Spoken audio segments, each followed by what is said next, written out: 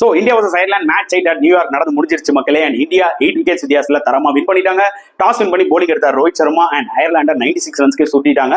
16 overs தான் Ireland விளையாடுனது, மிகப்பெரிய கிரைமுங்க. அந்த அளவுக்கு இந்தியனோட போலிங்கும் இருந்துச்சு. At the same time pitch once again 2 பேஸ்டா இருந்ததுங்க. அது சொல்றதுக்கு எதுவுமே கிடையாது. அண்ட் அதை செமையா யூஸ் பண்ணி இந்தியன் பவுலர் செமையா போட்டாங்க. கிரெடிட் டு ஹர்ஷதீப் சிங், ஸ்டார்டிங்ல நியூ பால்ல சூப்பரா போட்டு அவர் தான் பிளேயர் சொல்லி போட்டது 2 விக்கெட் எடுத்தாரு. சிராஜ் நல்லா போட்டாரு, அதே மாதிரி பும்ராவும் செமையா போட்டாரு. ஸோ இவங்க எல்லாம் சேர்ந்து ஒரு மொத்தமாவே ஃபர்ஸ்ட் டாப் ஆர்டரை கைட்டிட்டாங்க. அதுக்கப்புறம் ஹர்திக் பாண்டியா வந்து சூப்பரா ஒரு ஸ்பெல் போட்டு அவர் ஒரு 3 விக்கெட்ஸ் எடுத்தாரு. அக்சர் பட்டேல் 1 விக்கெட் எடுத்தாரு. ஸோ கம்பைன் போலிங் எஃபர்ட்னு சொல்லலாம். சேசிங்ல பாத்தீங்கன்னா விராட் கோலி earlier அவுட் ஆனாலும் Rohit Sharma coming into the form, scoring an important 52. அதுவும் அவரோட நேச்சுரல் கேம் விளையாடினாரு. ஸோ அது வந்து ஒரு மிகப்பெரிய பிளஸ். இன்ஜுரி ஆனாரு, but he seems to be okay. And Suryakumar Yadav earlier out ஆனாலும் ரிஷப் பண்ட்டுக்கு ஒரு நம்பர் 3 பொசிஷன் வந்து பாத்தீங்கன்னா மறுபடியும் கிடைச்சது. ஸோ அதை செமையா அவர் யூஸ் பண்ணாருன்னு தான் சொல்ல முடியும். 36 of 26 வின்னிங் ஷாட், அப்படி ஒரு ரிவர்ஸ் ஸ்வீப்ல விட்டாரு பாத்தீங்களா, ஆண்டர்சன் அவர் அடிச்சாரு. அந்த ஞாபகம் தான் வந்துச்சு. Commanding win for India. இந்த மேட்ச் பத்தி நீங்க என்ன நினைக்கிறீங்கன்றத கமெண்ட் செக்ஷன்ல போடுங்க.